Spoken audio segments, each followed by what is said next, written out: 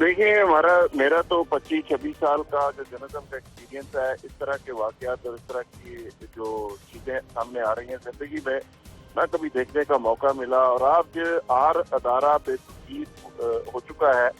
عدلیہ کی آپ بات کر لیں، آپ پاکستان کے مختصر حلقوں کی بات کر لیں، پولیٹیکل انسٹیٹیوشن کی بات کر لیں، تمام کے تمام ادارے اور تمام کی تمام شخصیات بالکل متنازع نظر آتی ہیں. کوئی ٹاورنگ پرسنالٹی اس ملک کے اندر نظر نہیں آتی کہ جس کے اوپر یہ اعتماد ہو مختلف پارٹیز کا، قوم کا، کہ وہ آگے بڑھ کر اس کرائسس کو ختم کر سکے. اچھا، یہ کرائسس آپ نے دیکھا کہ ایک وقت تھا کہ جب نون لیگ پاور میں پنجاب کے اندر آ رہی تھی، اس وقت پی ٹی آئی نے کس طرح یہ سارے حربے اختیار کیے، کس طرح سیٹ بریکر بنانے کی کوشش کی. اب چونکہ نون لیگ سے یہ اقتدار واپس جا رہا ہے تو اب نون لیگ وہ سارے جائز اور ناجائز وہ تمام کنڈے استعمال کر رہی ہے. لیکن اس کے اندر جو خبر ہے، جس کو میں ایز اے جرنلسٹ خبر یہ سمجھتا ہوں کہ پاکستان کے مقتدر حلقے جن کے اشارے کے بغیر، جن کی کنسنٹ کے بغیر، آپ کو پتہ ہے یہاں پہ نہ اقتدار ملتا ہے نہ حکومتیں بنتی ہیں. یہی پنجاب تھا کہ یہاں پہ مسلم لیگ نواز کے پاس اکثریت تھی. 3.5 سال وہ بیٹھے رہے ہیں، گرین سگنل نہیں تھا، کلیئرنس نہیں تھی، تو ان کی گورنمنٹ نہیں بنی. سیاست کے ذرا یہ سمجھا دیں کہ ہم نے آپ سے سیکھا اور آپ نے یہی سکھایا تھا کہ جا کے رپورٹ کرنا ہے، یہ دیکھنا ہے کہ سیاسی جماعتیں کیا کیا باتیں کرتی ہیں. تو ہم جب فیلڈ پہ نکلنا شروع ہوئے تھے تو ہم یہ سنتے تھے کہ سیاسی جماعتیں نعرہ لگاتی ہیں غریب آدمی کی مدد ہوگی، غریب آدمی کا درد دکھ دیکھا جائے گا، قوم کے مسیح بند کرائیں گے، قوم کی مسائل حل کریں گے، قوم کی پریشانی دور کریں گے. لیکن جب سری لنکا ماڈل اور سری لنکا مومنٹ کی بات کی جاتی ہے، سیاسی جماعتیں ایجیٹیشن کی طرف جاتی ہیں، تب درد دکھ احساس تو نہیں نظر آتا. دیکھیے، پہلی بات تو یہ ہے کہ آپ وہ بہت ماشاءاللہ پورے سیکھے سکھائے ہیں. ہم نے آپ کو سکھانا ہے، آپ کے ساتھ ہم نے کام کیا ہے، مزہ آیا آپ کے ساتھ کام کر کے. جو اصل بات ہے وہ یہ ہے کہ آپ نے دیکھا دونوں جماعتیں، بلکہ تینوں جماعتیں جو بڑی جماعتیں ہیں اور پی ٹی آئی خود بھی، سب کے اپنے اپنے ویسٹڈ انٹرسٹ جو ہے وہ اسٹیک پر ہیں. آپ نے سنا کسی کے منہ سے مہنگائی کی بات؟ آپ نے سنا کسی کے منہ سے یہ کہتے ہوئے کہ پٹرول کی قیمت اتنی چڑھ گئی ہے، لوگ کیسے ڈلوا رہے ہوں گے؟ آپ نے سنا کسی کو کہتے ہوئے کہ ڈالر اتنے کا ہو گیا، یار اس ملک میں کیا ہو رہا ہے؟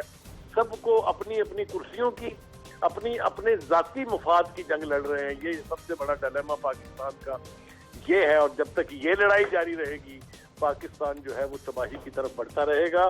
میں ان سب کو ذمہ دار ٹھہراتا ہوں. ان میں سے ایک آدمی ایسا نہیں ہے جو یہ کہہ سکے کہ میرا قصور نہیں ہے. ہم نے تو اس ملک میں ووٹ کو عزت دو کا بیانیہ جو ہے وہ انٹروڈیوس کرایا، اور میاں محمد نواز شریف صاحب کا وہ بیانیہ سر چڑھ کے بولا، اور ہم اس کے نتیجے میں ان کو نیوٹرل کرنے میں کامیاب ہو گئے. جن کی بہت تکلیف جو ہے وہ عمران نیازی صاحب اور ان کے گماشتوں کو ہے کہ وہ نیوٹرل کیوں ہیں، وہ ان کی مدد کو کیوں نہیں آتے، وہ ان کو اسی طرح سے کیوں پلکوں پہ نہیں بٹھاتے جس طرح سے کسی وقت میں بٹھایا کرتے تھے. تو بھائی الحمدللہ سب سے پہلی بات تو یہ ہے کہ وہ ہماری وہ ایفرٹ، ہماری وہ جدوجہد جو ہم نے تکلیفیں کاٹی، اس کا ثمر آج بہرحال عمران خان صاحب کاٹ رہے ہیں. آپ نہیں کاٹ رہے، اس چیز کو انجوائے وہ کر رہے ہیں. اور دوسری جو بات ہے کہ ہم پاکستان کو ان بدترین حالات سے نکالنے کے لیے جن کو عمران نیازی صاحب جن حالات میں جانے کا سبب بنے، ان کی 4 سال کی مسلسل نااہلی، نکما پن اور فتنہ انگیزی اور شر انگیزی نے آج پاکستان کو اس مقام پر پہنچایا ہے کہ ہم پاکستان کو سنبھالنے کے لیے اپنی سیاست کو داؤ پر لگا بیٹھے ہیں. اور اس میں کوئی افسوس نہیں ہے ہمیں کہ اگر اپنا ملک ہے جس ملک کی وجہ سے ہماری عزت ہے، اگر وہ ملک تو ہے فیصد تو ہم سب ہیں. سیاست کو داؤ پر لگانے کی کیا ضرورت تھی؟ انتخابات میں چلے جاتے، فی الفور انتخابات میں جاتے، بتاتے دیکھیں مجھے یہ بتائیں کہ اگر ہم خراب کی، آپ کا بیانیہ مضبوط تھا جس طرح دیکھیں ووٹ کو عزت دو کا نعرہ لگایا وہ مقبول ہوا، تو پھر اسی میں جاتے. اگر سیاسی بات کی جائے تو سیاست تو یہی کہتی تھی، لیکن ہم نے ریاست بچانی تھی، ہم نے سیاست نہیں بچانی تھی میرے بھائی.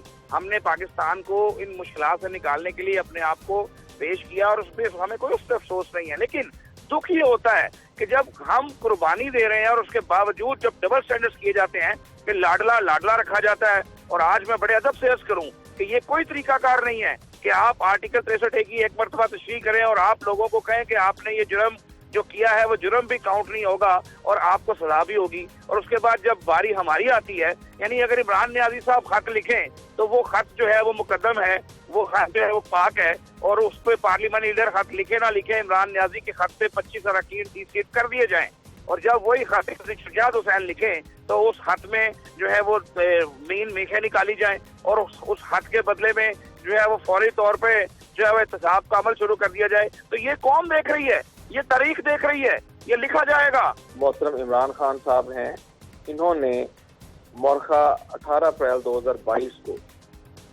اسپیکر جو اس وقت پرویز الہی صاحب جو کینڈیڈیٹ ہیں چیف منسٹر کے, ان کو ایک خط لکھا 25 ایم پی ایز کے اگینسٹ جو پی ٹی آئی کے ممبران تھے کہ ان 25 ایم پی ایز نے میری ڈائریکشنز کو وائلیٹ کیا, لہذا انہیں ڈی سیٹ کر دیا جائے, ان کے خلاف جو ہے وہ reference election commission of Pakistan کو بھیجا جائے. ریفرنس تو پارٹی ہیڈ ہی بھیجتا ہے نا سر؟ ریفرنس تو بھیجتا ہے لیکن اس نے پارلیمانی پارٹی کی وائلیشن کا ذکر نہیں ہے. اچھا, اس ریفرنس میں انہوں نے پیرا 6 میں اپنی لکھا ہے کہ میری ڈائریکشن کو وائلیٹ کیا ہے. میں آپ کو ذرا اگر کہتے ہیں تو آپ کے ناظرین کے لیے بتا دوں. Therefore, she has committed clear defection under Article 63(1)(b)(1) by casting her vote PML against the direction of party head. ٹھیک ہے. ان 25 ایم پی ایز کو انہوں نے الیکشن کمیشن آف پاکستان سے ڈی سیٹ کروایا ہے on the violation of party head, direction of the party head سے. تو اب یہ اپنے ہی سینس کے اگینسٹ کنٹراڈکٹری سینس لے رہے ہیں کہ جب پی ایم ایل کاف کی باری آتی ہے تو وہاں یہ کہہ رہے ہیں کہ پارٹی ہیڈ کے پاس کوئی پاور نہیں ہے. جاوید صاحب, جو پٹیشن آپ نے دائر کی ہے اپنے جو ایم پی ایز جی, میں نے عائشہ نواز صاحبہ اور دیگر 5-6 ایم پی ایز ہیں جن کی ان کی طرف سے جو آپ نے دائر کیا, اس میں پلی کیا ہے؟ کیا اس میں موقع پہ اختیار کیا گیا ہے کہ پارلیمانی پارٹی نے ان کو ہدایت نامہ جاری نہیں کیا تھا ووٹ دیتے وقت؟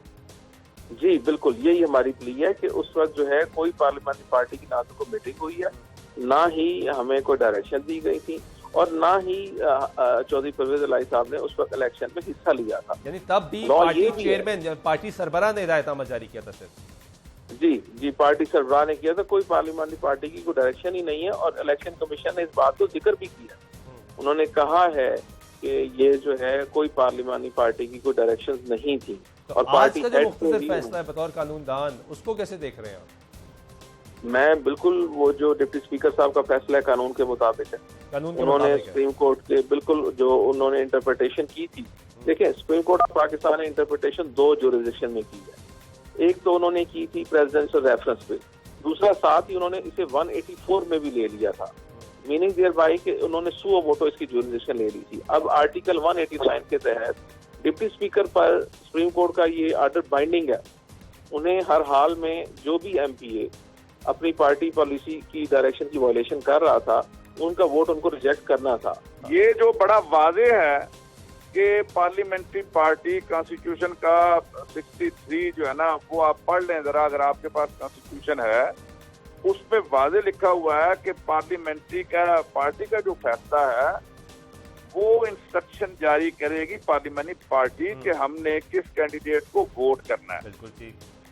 اور وہ پارلیمنٹری پارٹی جو ہے, یہ ساجد حسین بھٹی جو پارلیمنٹری پارٹی کو ان کے لیڈ کر رہے ہیں, چودھری پرویز الہی تھے پارلیمنٹری پارٹی کے لیڈر پروونشل کے, اور انہوں نے آگے انہیں نامینیٹ کیا اور پارلیمنٹری پارٹی کی میٹنگ کنوین کی گئی. وہ ٹھیک ہے میاں صاحب, وقت تھوڑا رہ گیا, صرف آخری سوال ہے کیونکہ آپ پرانے سیاستدان ہیں, گراؤنڈ ریئلٹی کو سمجھتے ہیں. کیا یہ ممکن ہے پاکستان کی سیاست میں کہ پارٹی لیڈر جو ہے سربراہ وہ ایک اور فیصلہ کرے اور پارلیمانی لیڈر پھر ایک اور فیصلہ کرے؟ تو پارٹی تو پھر لیڈر کے نام سے چلتی ہے نا, جس طرح طریقے سے عمران خان کے نام سے چلتی ہے. لیڈر کے کانسٹیٹیوشن کے اندر بڑی واضح ایک لائن ہے, ہاں لیڈر پارلیمانی لیڈر مقرر کر سکتا ہے لیکن فیصلہ نہیں کر سکتا کہ آپ اس کو دیں ووٹ یا اس کو دیں ووٹ. وہ پارلیمنٹری پارٹی فیصلہ کرے گی.